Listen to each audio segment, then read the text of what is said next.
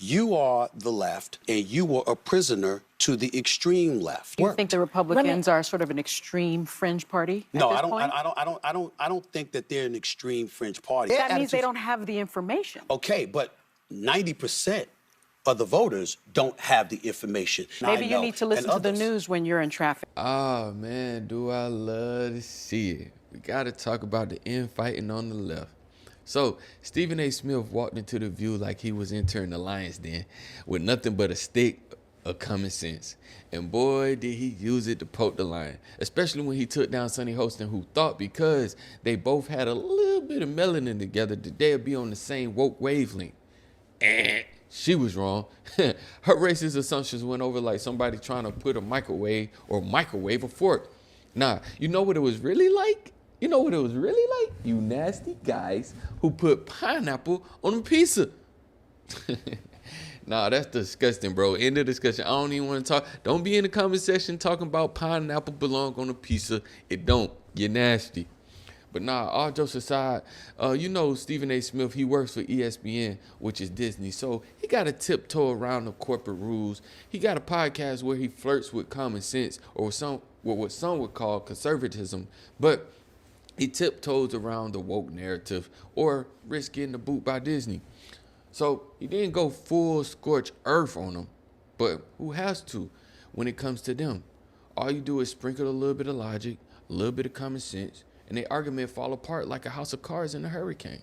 So you think the Republicans are sort of an extreme fringe party? No, at this point? I don't think that they're an extreme fringe party. I think that they're operating against those they believe are extreme on the left. Like, for example, when you talk about the LGBTQ community, I'm a fiscal conservative and I'm a social liberal. I'm fiscal with my dollars. I ain't apologizing for not wanting to pay high taxes to anybody.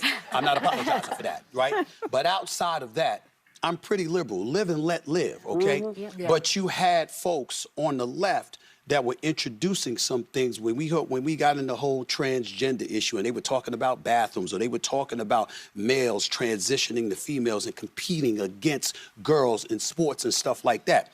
These That's are less than 1% of the population. I understand that, But you know what? That's ridiculous. Right on cue. Sonny with her, I'm smarter than you smirk. Like, bruh, get out of here, bro. You know what's so ridiculous to me? Her thinking that it's fair for men to compete in women's sports. Like, imagine John Jones getting in the ring with Ronda Rousey or an NFL team playing against a women's football team. Like, bro, they'll get pulverized and slaughtered faster than my dreams of having 100 wives, bro. It's just not finna happen. But apparently, if a dude says that he's a woman or thinks he's a woman that want to compete in women's sports, his muscle mass just magically doesn't count anymore. That's like saying a bird is expected to win the Olympics in the high jump.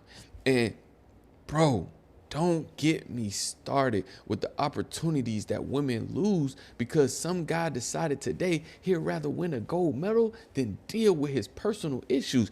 We just seen what happened in the Olympics where they was trying to push the propaganda of this guy was born hermaphrodite, and turns out he was actually a man who beat the snot out of a woman and robbed her of her opportunity of winning a gold medal. It's just ridiculous, bro. And I can't believe that happened. But Sonny thinks that she's the queen of the intellectual hill, telling everybody that they should watch more of the propaganda that she pushes out on a daily basis, bruh. No, you're not going for that shit. But see, I think that's where the mistake is made. Yeah, you're saying it's ridiculous. I don't disagree with you. Yeah. But most of the voters out there don't think like that. But that means they don't have the information. Okay, but 90% of the voters don't have the information. If you're out there busting your tail to make ends meet and to pay your bills, and you're going to work every day, and you got a family to take care of, and you're in New York City, you're getting stuck 2 hours of your day, you're stuck in traffic. You understand? You got a whole bunch of stuff to go through. You don't have time to know what you and I know. Maybe you need to listen to the news when you're in traffic. Well, again, I agree with not that. be uninformed. Or you listen to stuff that's going to take you away from the things that brings down your spirit. And that's unfortunately what most voters are doing. Let me ask you this. Look at her face when she realized that not everybody is sipping her brand of elitist Kool-Aid. thinking everybody outside of her Manhattan bubble is just waiting to be saved by the liberal media. Man, these people are more worried about groceries, rent, not the boogeyman of Trump's America. And here you have it. She's baffling away about how Hispanics might vote for Trump, assuming that they all just got here illegally. Yeah. Well, I want to go back to what you said about black men being very comfortable with matriarchy. And I agree with that because, you know, black households are often led by a grandmother, black grandmother or black mother. Hold up, Sonny.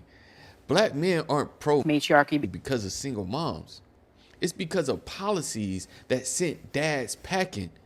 And let's not pretend black culture has its own issue with how it treats women. Yeah, just turn the radio on. However, 55% of Latino men voted for Trump. Why do you think that happened? Well, I think that economically, they were looking at things. First of all, you've got, in this country, you've got Cubans, Mexicans, Puerto Ricans, Guatemalans, Venezuelans, Colombians, et cetera, et cetera. And if you talk to the Hispanic community, depending on who you're talking to, they think differently. The Cubans think differently than the Dominicans. The Dominicans think different than Colombians. To some, the economy was a priority. To some, believe it or not, it was the border. You had some folks within the Hispanic populace that were encouraging the borders to be closed. I'm Puerto Rican, right? So the Hispanic community is not a monolith. I agree with you. And a lot of, I think, people that are of Hispanic origin from, let's say, South America or Central America, they're willing to close the door behind them instead of letting somebody else in. Surprise, surprise. Hispanics are individuals with individuals' brain. Who would have knew? And her take on immigrants wanting to close the door behind them is like assuming everybody from Italy loves pasta and can't fathom someone not wanting their neighborhoods to turn into the chaos that they just escaped from, bro. Sonny, listen, not all Hispanics are illegal. Some might just want the border closed because they got here illegally and don't want their jobs being swiped away from them. Now, black folks vote Democrat like it's a religion. Nah, for real. Yet, they're the poorest group. Maybe it's time to rethink loyalty, don't you think? Now, here's Stephen A. explaining why the Dems lost the election. You are the left. You leaned and you were a prisoner to the extreme left in a lot of people's eyes. Well, guess what? Most of America doesn't operate on the fringes. Whether you're left or you're right, you're relatively centrist. You believe in compromise, negotiation, working with one another. Nobody gets to get everything they want. The problem is those on the fringes continuously push for you to get everything you want. They're not about getting things done. They're about getting their way. And if they're not going to get their way, they're about complaining and griping about it because they understand that when you are operating based off of grievance, that's usually what provokes you to get to the polls. And that is why they don't mind feeling aggrieved and displaying and disseminating that kind of message, because they know people are going to gravitate to that. And as a result, that might get them to the polls, you thinking you're going to get what you want as a result of it. He's spot on, man. The Dems shifted so left, they left the common liberal behind in centrist Republican territory. That's how they lost Elon Musk, Tulsi Gabbard, Joe Rogan, RFK Jr. They became the party of let's give free stuff and hope it stick. And when it didn't, they're left scratching their heads, wondering why. But I'll tell you why.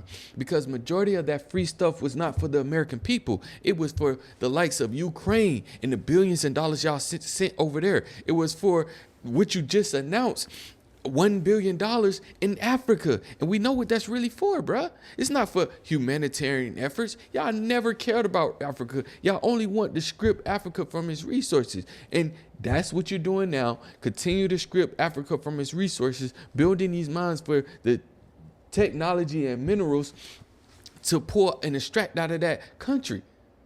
But I digress. We know this is the America last administration. But for the grand finale, why black folks might be suspicious of the system. One thing to recognize is this, and I've said this often. When we look at the economy, I remember when Biden came into the office, he inherited about 1.5% inflation. It ballooned to about 9.1% before it ultimately came down to where it is now, right? That doesn't mean anything to minorities. The percentage of inflation, and here's the percentage. Nah. How much does gas cost? How much does the groceries cost, okay? How much does rent cost? How much does my mortgage cost? That's what folks pay attention to, what's actually in their wallet. I don't know too many minorities that want to trust the system. And so when people speak, although you're right and righteous with your emotion and your righteous indignation, other people are saying we have the right to have righteous indignation when it comes to our pocket, or when it comes to our lifestyle, or when it comes to our environment. If we see crimes in the streets and stuff like that, we see homelessness and it's ballooned, we got a problem with that, and we don't believe this person is the answer compared to that. So what? They might have insulted a bunch of people. We don't like it, we hate it, but in the end, it's not more important than my pocketbook or my lifestyle. But you know what? Here's the kicker. Democrats are the system. They promise free stuff, but it's like giving someone a fish instead of teaching them how to fish. But in this case, the fish is rotten and the smell never goes away. They got the black community hooked on welfare like it's the only drug in town, bruh. And keeping them poor and voting blue no matter who. And they want to say, we're not a monolith. Doesn't seem like it to me. But what do I know, man? I'm just trying to figure it out like you. But tell me what you guys think. If you liked the video, if you was entertained, you was enlightened, or whatever it may be, or if you just like more common sense, hit the subscribe button, ring the bell. You are me, I'm you. We're one of the same body. Remember, keep your head up, keep your nose clean. You save the world, you live forever. Peace.